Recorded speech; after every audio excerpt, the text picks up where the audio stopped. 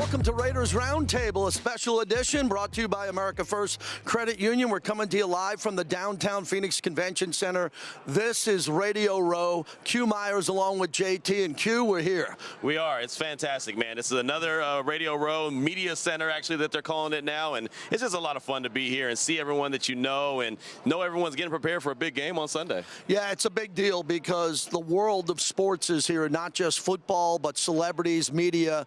And it's kind of a coming together of everybody that we get a chance to work with. There's a big vibe here because the Raiders have the Super Bowl next year in Las Vegas. Yeah, it's going to be a really big deal. Of course, everyone's preparing for that one, and everyone's talking about it. I mean, that's as I walk around this convention center, I keep hearing, yeah, this is great, but can't wait till Vegas. Can't wait till Vegas. So the buzz is already large for a great bowl game that's going to be played in Vegas. As we said last night, nothing against downtown Phoenix, but it's not the Strip in Vegas. No, not at all. No doubt about that. For all the Raider fans watching all over the world on YouTube who get a chance to download the podcast and listen, we really appreciate it, and we're thrilled to be here. Again, America First Credit Union, we really appreciate their sponsorship. So the atmosphere here is different because it starts off Monday, it's kind of quiet. Today it starts to pick up, and then it's just an avalanche as all the Hall of Famers and players start showing up. It really does. It's that slow build, and then when it hits, it hits. So you better be ready, right? Because then you got to keep your head on a swivel. It was funny, I was talking to Rich Gannon, and I said, you just got to kind of be like your own special teams, right? You just got to have your head on a swivel at all times. It's awesome. And your interview with Rich is coming up here shortly, so we'll get to that. A couple of things about the atmosphere here also. This is one heck of a football game. Yeah. This is one of the greatest matchups on paper that we've seen in a long time, and a lot of great storylines with the Kelsey brothers, Andy Reid against Philadelphia and all that. So I think there's a lot of things happening behind the scenes that are going to make it fun. It really is, and you know, being at the opening night on Monday night and seeing Jalen Hurts and Pat Mahomes be up there together and talking about the significance of the quarterbacks as well, you know, and you know the landscape of the quarterback position in the NFL is changing, and so you're seeing Jalen Hurts, you're seeing Patrick Mahomes going up against each other, and like you said, you know, just storylines with Andy Reid and the Kelceys.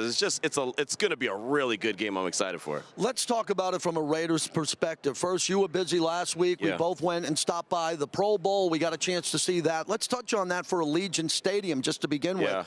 I thought it was better than last year. I saw a lot of kids and family that had a really good time. That's the good thing about it is it's so made for the family. Now the families to be able to enjoy it and get an opportunity to go into Allegiant Stadium and not only see some of their favorite Raiders, but some of their favorite players just period in the NFL. You know, there's all these greats right there in the Raiders' backyard at the Intermountain Healthcare Performance Center and Allegiant Stadium. And so, yeah, I think that is just a really good spot to have the Pro Bowl and so many other activities there. So let's talk about three of the big Raider players. I want to start with Davante. He was loose. He's having a lot of fun.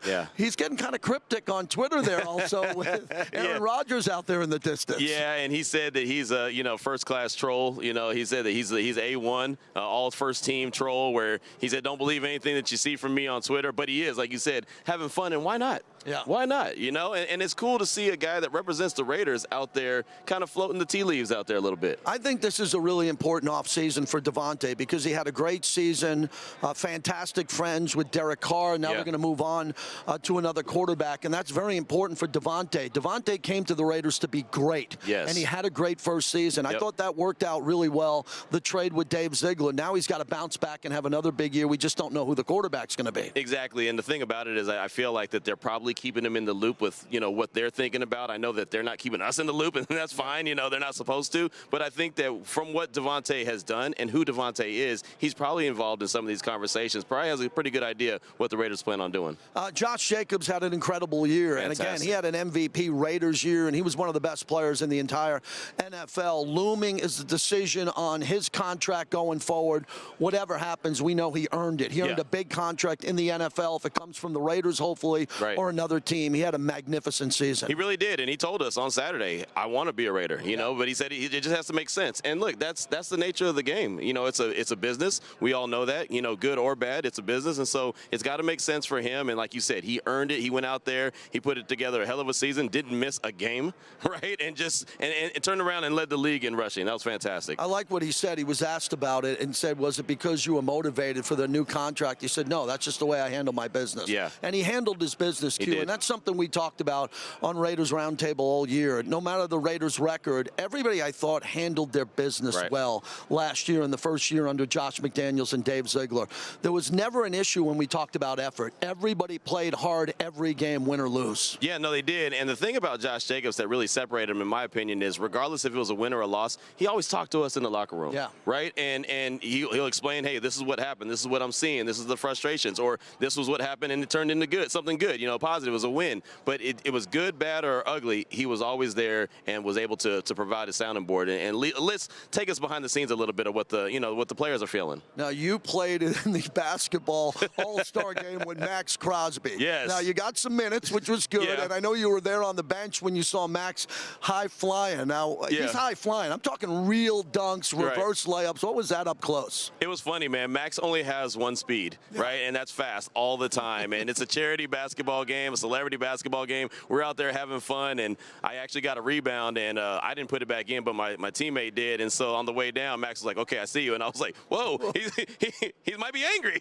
So I was like, hold on now. So he's about to punk me a little bit. But no, he had a lot of fun out there, and he's a heck of an athlete. Deron Harmon was also on our team, and had a lot of fun with him. So, yeah, it was a fun little event. Max got snubbed for All-Pro. Obviously, he made the Pro Bowl. And what's interesting going forward now, both of those honors are great. The one you want is All-Pro, to be one of the best at your position, the best one or two at your position. The Pro Bowl now, when you see some people get into the Pro Bowl, you ask yourself and say, well, are they an alternate? Are they a third alternate? Are they a seventh alternate?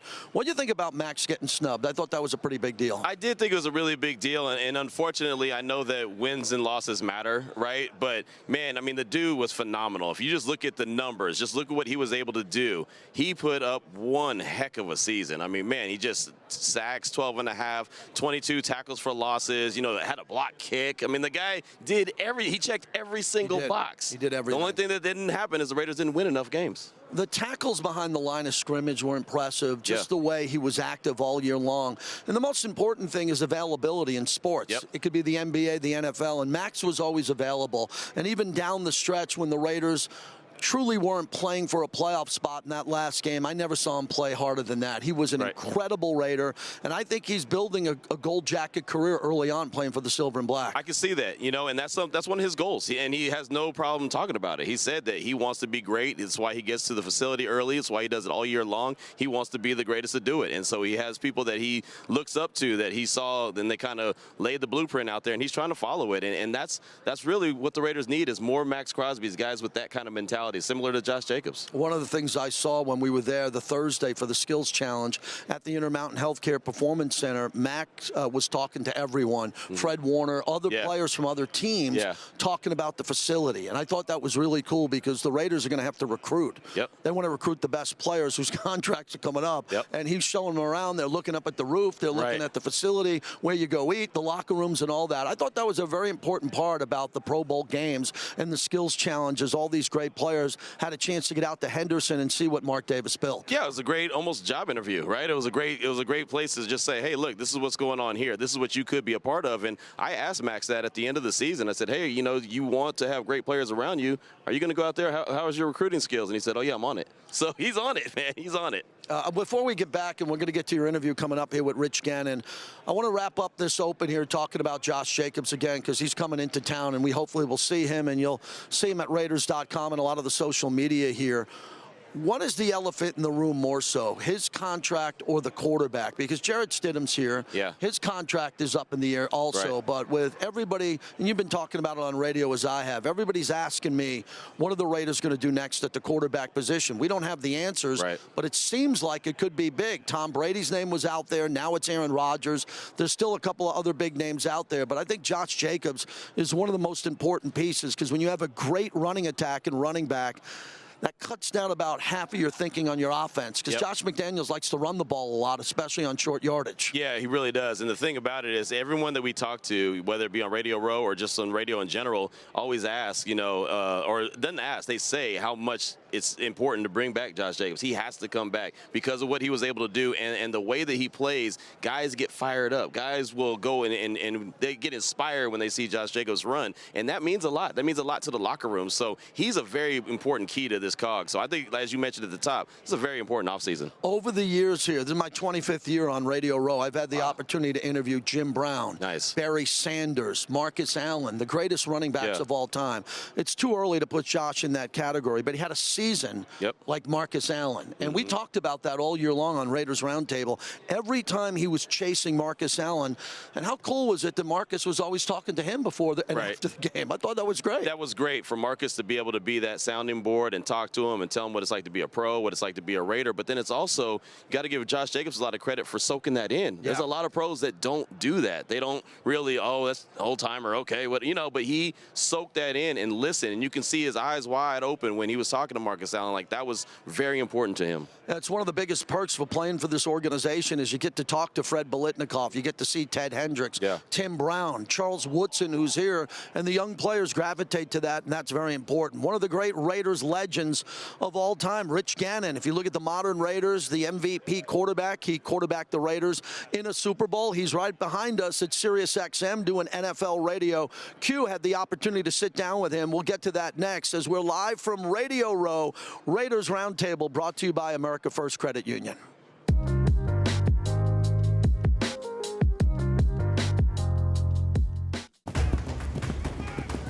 When you're a part of a team, there are expectations. And one of the things I expect from my team is trust. I work hard to win, and I trust my team to work hard too. That's why I feel good about America First Credit Union. They're my financial team, and I trust that they'll always be there for me and my community. I'm Hunter Renfro. Join me and the America First team today.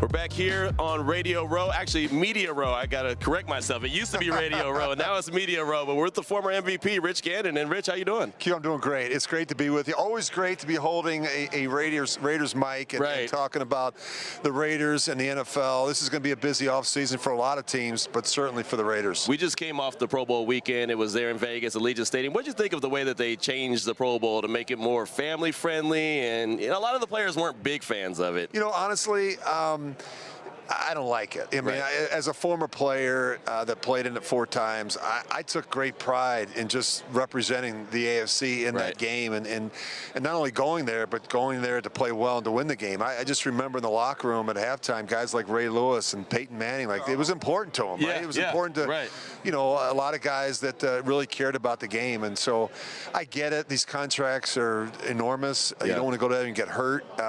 Some players have all-season surgeries lined up. I get it, but there's got to be some type of happy medium. The idea that we're playing dodgeball and stuff like that. I mean, I think it tarnishes really what, you know. And not only that, I think you can get hurt playing dodgeball as much as you could probably playing in a game. But it is what it is. I think the NFL is trying to figure it out. But you know, to me, it was always the Pro Bowl meant something. Players, you know, when those announcements came out that you were made the Pro Bowl team, guys were really excited to go over there and not only, you know, be recognized but participate.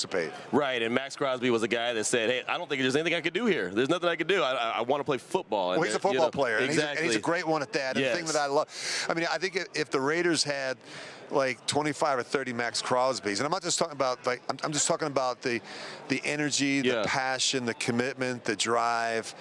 You know, I think then you got a championship team. I mean, because he embodies everything that's great about the Raiders. I mean, effort and energy, and you know, we got to find more players like that. That's the goal, and that's what Dave Ziegler and the rest of their staff and Coach McDaniels, that they got to go out and try and get more players like Maxx. Well, they're going to have a very busy offseason, very interesting offseason. I mean, there's a lot to do with this team, and you know the organization very well. You know, former MVP of the team.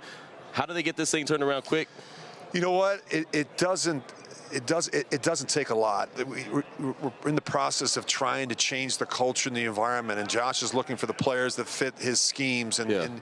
But I think, you know, we've got to get better defensively. I think defense has been a big issue for this team. I mean, it's tough to go out and score 35 points each week, and if you have to do that because your defense has given up so many big plays. I think the explosive plays, I think, you know, the 2 areas that Josh talked about with us in the preseason is we got to be able to create more negative plays, more sacks and turnovers. That simply didn't happen this year.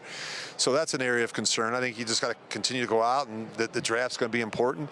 But on the offensive side of the ball, I mean, we've got so many players in place. You know, you've got one of the best tight ends in football in Darren Waller. You got the best receiver in football in Davante Adams. I think the best running back in the game last year was Josh Jacobs. The question is, who's going to be the air traffic controller of the Raiders in 2023? And I think that's a tough spot to be in. There's about 10 teams out there right now that are currently looking for help at that position. Well, and with that being said, with all those weapons that they have, is it you have to go out and get a veteran that's a big-time player, or is it maybe you could roll the dice with a rookie? I mean, well, I think you're looking at both. I mean, there could be a situation where you go out and get a veteran player, and you also draft a player. It may not be in the first round, but if you see a quarterback that you like, that you think you have an opportunity, even on the second day, to come in and bring in and develop them. That's, I think, the ability to be able to identify, draft, and then once you get them into the building, to be able to develop them. That is the key. Some teams don't do a very good job of developing that position. But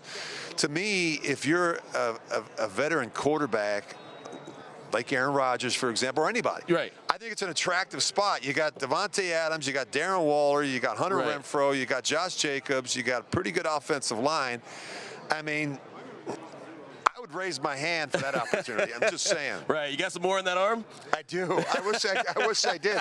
But I'm just telling you, it's an attractive landing spot. I mean, the people want to come to Las Vegas. I mean, the facilities are second to none. We've got the best stadium in football. I think we've got the best facility in football. I mean, I think to me, that's important. I mean, you know, Mark Davis has spent a lot of money on having the best facilities and the best of everything. And I think so, from getting those players to come in and look at it, I think it's a good landing spot. A lot of the players that were at the Pro Bowl wanted to see the facility. They kept talking and commenting about that. So that goes back to what you were saying about players want to be in Las Vegas. It really is a great destination. It is. I mean, the weather is awesome, and there's a lot to do there. I think it's a city that's continuing to grow and develop and expand. In Henderson, where the facility is, I think there's good schools. It's a safe area.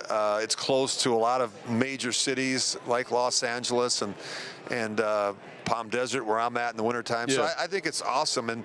But you know what? Players are going to go where they think they have a chance to win. And I think that, you know, Mark Davis made a decision last year to bring in Dave Ziegler and to bring in Josh McDaniels. I think they have the right people in place.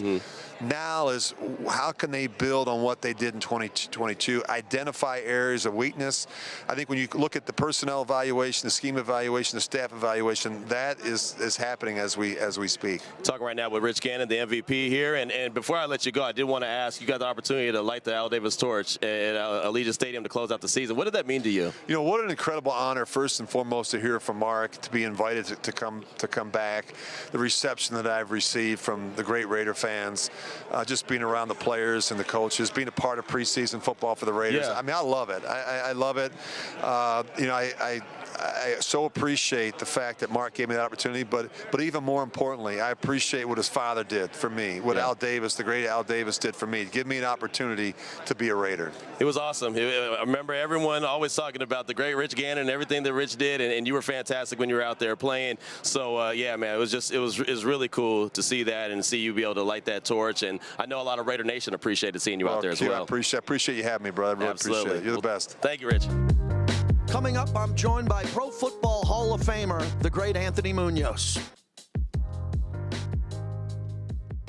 60 years in the making, the Raiders now have a permanent place to call home, and the doors are open to get a world-class behind-the-scenes tour of their new home.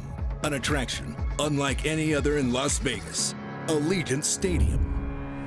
The Las Vegas Raiders invite you to experience the expertly guided tour that includes exclusive access to areas restricted to only football players, coaches, and staff. For more information, visit AllegiantStadium.com/tours.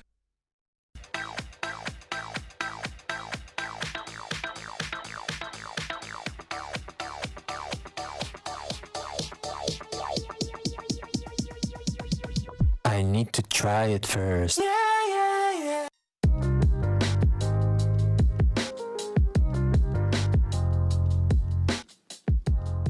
JT back on Radio Row with Hall of Famer Anthony Munoz on your 25th anniversary since your induction. Great to see you. Good seeing you, man. 25 years down in San Diego. Yeah. Super Bowl in San Diego when I got word that I was going to be a member of the Pro Football Hall of Fame. So it's amazing how fast it goes. And you just got a new job at the Hall of Fame. Tell us about that. Just this past summer. So, new president, Jim Porter, a little over a year has been at the position. And the board decided to create a new position, new job for someone to work right with Jim Porter. And, I've been on the board there for the Hall of Fame for probably 7-8 years. And so they put together a search committee and asked me if I'd be on the search committee. I said, why don't we let another Hall of Famer be on it? Because I'm on that board. I'm in the assistance fund board. Let's get more guys involved. So they did that. About a week after they formed the board, they said, hey, you're being nominated by a lot of these board members as a candidate. And I said, well, let me see the job description. I looked at it. First couple things, no relocation. I love Canton, but I love Cincinnati. I got a lot going on. And no disruption of things you're doing in Cincinnati, i.e. foundation and stuff. I looked at the job description and was like, whoa, I've been doing these things for 20, 25 years. So I said, I'd love to include my name and it was a long process. They hired Korn Ferry search committee search group to go through the interview process, 7-person search committee from the board. Wow. It was all said and done. They offered me the job, the chief football relationship officer. And I said, I would be honored, humbled to take it, represent my Hall of Famers, the staff, the board, and the community of Canton. And that's what we're doing, just going through, meeting NFL owners, corporate partners, just doing a lot of, relational type of stuff. What's your vision for the job 5 years from now? What would you like to do if you hand it off to someone else down the road? Well, some of the things that are going on, and I'd love to be a part of, right now, things that are going in the Hall, long-term planning. We have Gallagher & Associates that are really bringing the museum up to 2023. Yeah. I mean, we have a great museum, but it's like stuck in the late 90s, mid-90s. So doing some things that do that. We're going to have a bigger footprint of the Black College Hall of Fame. Mm-hmm. Right now, there's we're going to increase that. More impact programs outside. Right now, you'll hear more about it. We're doing a mental health big event that's going to really educate and have people get some help. As we know, mental health is big in the country. So a lot of those things. We've been on pretty much. I haven't made all of them, but we've been on a Meet the NFL Owner tour. Just going in and saying, hey, Mark, we'd love to come in. Just asking nothing, just going in. Mark Davis, we'd love to just give you an update what's going on. Introduce our new employee, Anthony Munoz. And so I've had an opportunity to go to Jacksonville and Philly and, to the Giants and, the Bengals. And so I already know but just going in and sharing, hey, here's the direction we're going in. These are the things that are happening at the Pro Football Hall of Fame, meeting with corporate partners, and just a lot of that. And so we're building that, exactly how that all comes about, doing the national media. We got a lot of, I'm not going to say I'm the face of the Hall of Fame, because we got 180 some guys that are the face of the Hall of Fame. But anytime I can do an interview like this and talk about the great things that are going on at the Pro Football Hall of Fame, I'm going to do it. And that's part of, what my job description calls Hall of Famer Anthony Munoz joins us. Getting back to Mark Davis with his dad, Al Davis, who you knew well. Yeah. Mark had a lot to do with getting rings for the Hall of Famers who passed away and their families. And I went behind the scenes and talked to him about what a passion project that was, because Cliff passed away, and Ken Stabler, the Snake, and Junior Seau, your great friend. So talk about how important that was to get rings for the actual family so they could have something to hold on to. Well, our mission statement is honor the greatest of the game, and I think that's the way of honoring these guys that have passed away. Like you mentioned, a couple, the Snake and Cliff Branch and Junior Seau, is allowing their family to have the ring to say, hey, we're going to honor your husband, your father, whoever it is. And so I think that's been huge. Again, you mentioned Mark Davis. He's been after it. And that's the great thing about Jim Porter. Not that everything's going to happen that he hears, but he takes whatever recommendations and he'll really look at it. And his whole thing really focuses on that first line of the mission statement, honor the greatest of the game. Whatever we do, we want to honor the greatest of the game and the game. And then the second one is preserve its history. Yes. So, as you know, great history of the game. Anthony, I want to stay on this because you care, and sometimes I get frustrated. You know how often I go back when some of the younger guys don't go back every year. You go back all the time, and you look at the legends who come back all the time, they get it. Is that a generational thing? You know what? Hopefully we can change that. I think the first guy I think about is Bobby Bell. 35 years in a row. He's the best. He is unbelievable. You have guys that do that, and they just have a passion for what's going on. So, I think what's going on with the Hall, the focus being brought back to the guys, and we're making time for, Hall of Famers just to enjoy each other with the families. And Jim Porter's done that with a couple events that were happening 15 years ago that were eliminated, but being brought back, and, take one, for instance.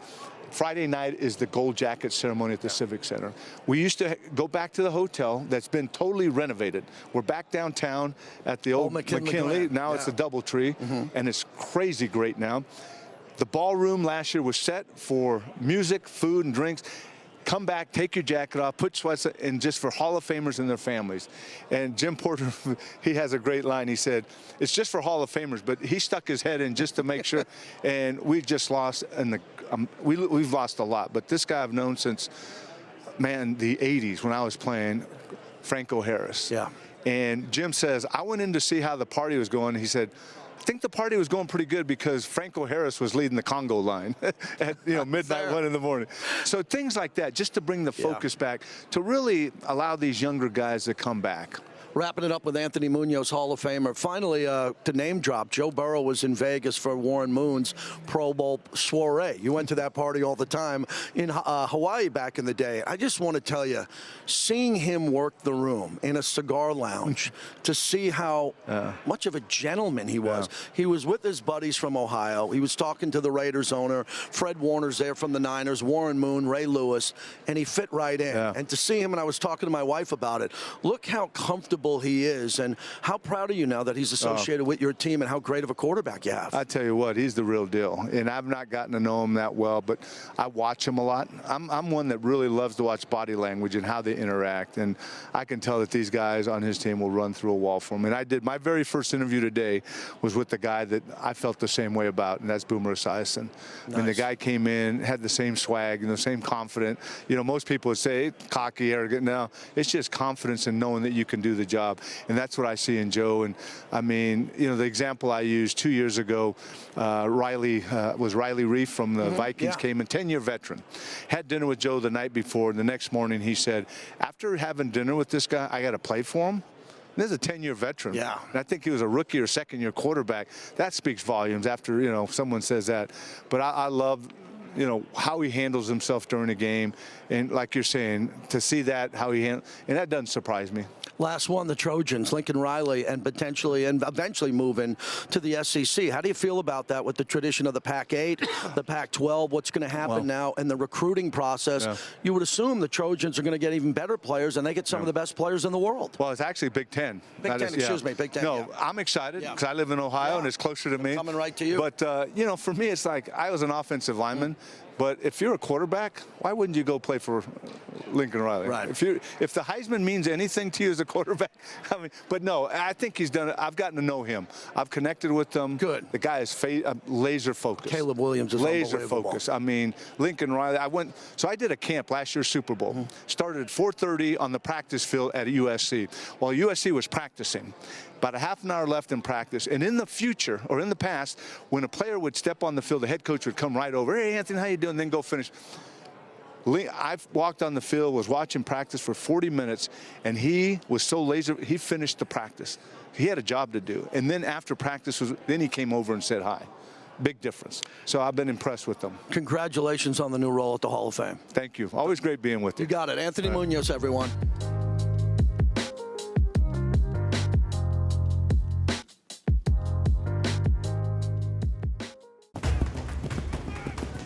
When you're a part of a team, there are expectations.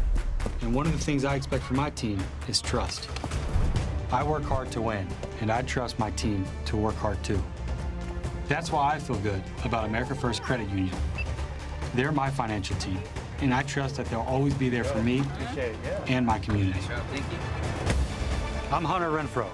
Join me in the America First team today. 60 years in the making, the Raiders now have a permanent place to call home, and the doors are open to get a world-class behind-the-scenes tour of their new home. An attraction unlike any other in Las Vegas, Allegiant Stadium. The Las Vegas Raiders invite you to experience the expertly guided tour that includes exclusive access to areas restricted to only football players, coaches, and staff. For more information, visit AllegiantStadium.com/tours.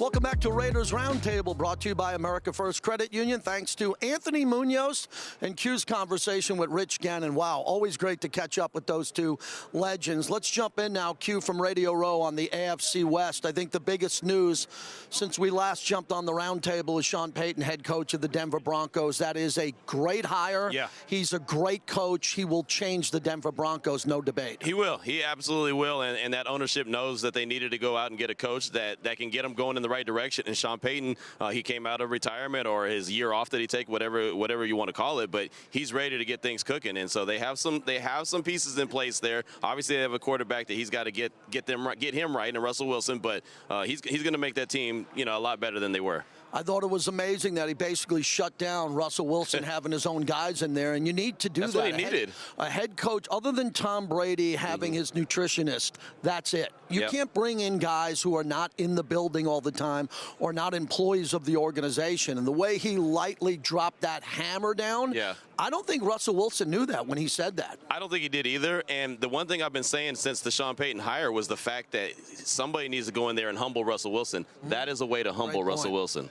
Well, what I know about Russell Wilson is he's a potential. I think he is a Hall of Famer, and they're going to get him right. And the Raiders, through the Vic Fangio, Nathaniel Hackett, they've been able to beat Denver and dominate that recently since the Raiders moved to Vegas. Not saying that won't happen again, because the Raiders are going to have tremendous talent and improve in the offseason here.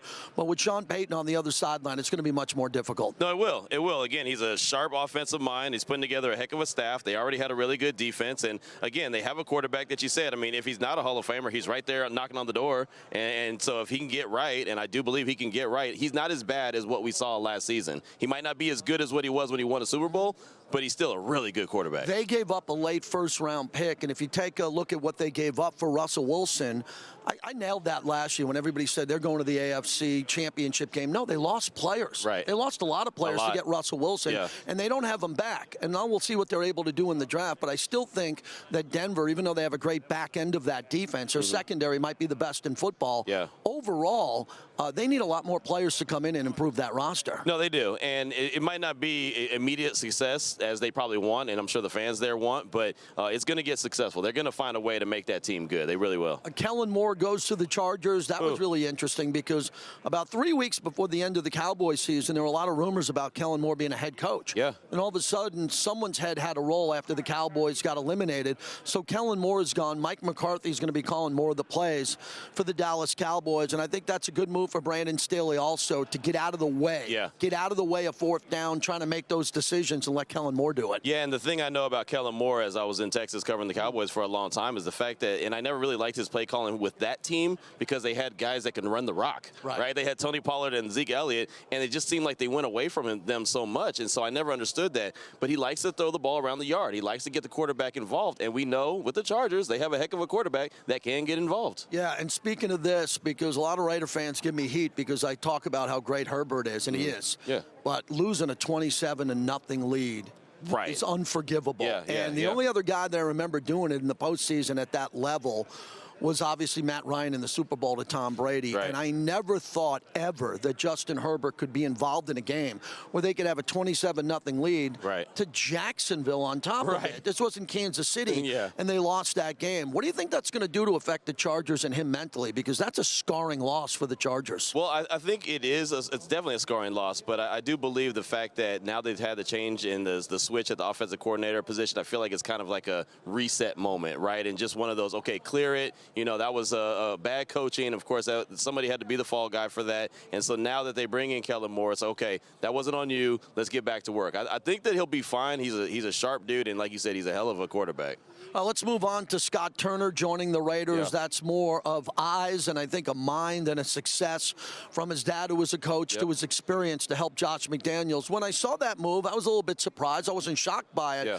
But Josh McDaniels, who is a play caller and a head coach, bringing someone else in to just give him another pair of eyes, I always think is a good thing. I do too, and it's funny because I wasn't sure about the hire, like what his role was going to be, and then as we started to learn a little bit more about it, I think it's great. I mean, as you mentioned, just a football mind and some eyes, that's never going to hurt the product. But what I do like about it also, JT, is the fact that what he was doing in Washington wasn't really working with what Ron Rivera wanted to do, because he wants to stretch the field. Well, the Raiders, if they get a little bit extra speed, and I do believe that they need to add some more speed on the outside, they could probably help stretch the field. I think Josh McDaniels wants to stretch the field. You saw him take some shots in 2022, so I think that, whatever his ideas and philosophies are could really mix well with Josh McDaniels. Well, one of the biggest offensive topics that jumped out to me was the fact that when we saw Jarrett Stidham come in, we just saw a different offense in one game against the 49ers. The Kansas City game, Kansas City just came in. They were trying to close out and get the #1 seed. But the Niner game showed me Jarrett Stidham a little bit more outside the pocket and making deep throws. Whoever the quarterback is going to be here, and it could be Jarrett Stidham,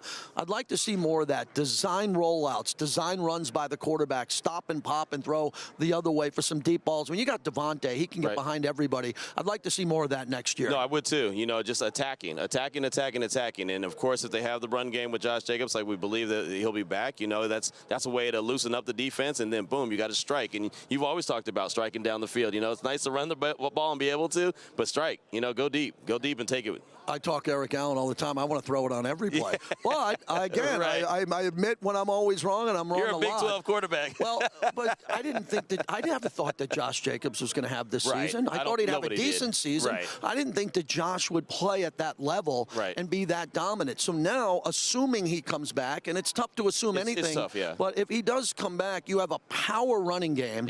I got to believe as we get to areas of improvement for the Silver and Black, live from Radio Row here on Raiders Roundtable, brought to you by America First Credit Union. I think the running game is going to be paramount now. We know that the Raiders have that. I'm assuming they're going to add a offensive lineman in the draft and one in free agency. So with that being said, you talked about a speed receiver.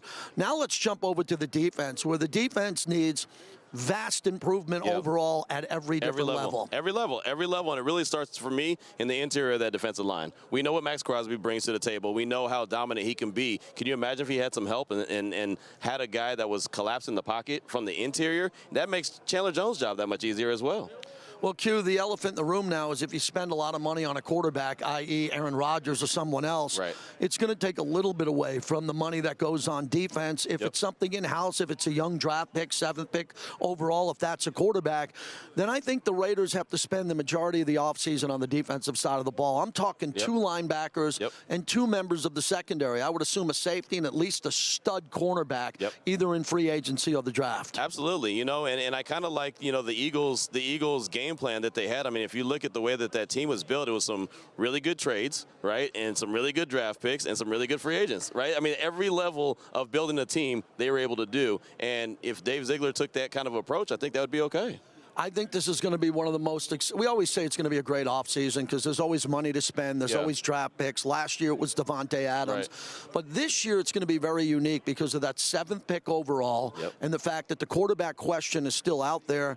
As we sit here on Radio Row, everybody who comes up and talks to us, all of our guests, all they're asking about is the Raiders quarterback. That's it. That is the #1 conversation, even when they're not on the radio. I mean, just in passing, it's like, hey, who's your quarterback going to be? Who's your quarterback? I mean, that is the #1 topic here on Radio Row, is who the quarterback is for the Raiders. Well, keep it at Raiders.com. Also, all the Raiders social media. There's going to be a lot of pictures. There's going to be a lot of videos coming from all these great events live here on Radio Row. We're going to be back on Thursday, and this is really going to heat up on Wednesday and Thursday. We'll have plenty more guests. We'll take you behind the scenes of the Silver and Black. We'll give you the information that you need live from the Phoenix Downtown Convention Center. For Q Myers, I'm JT. Thanks for joining us on Raiders Roundtable.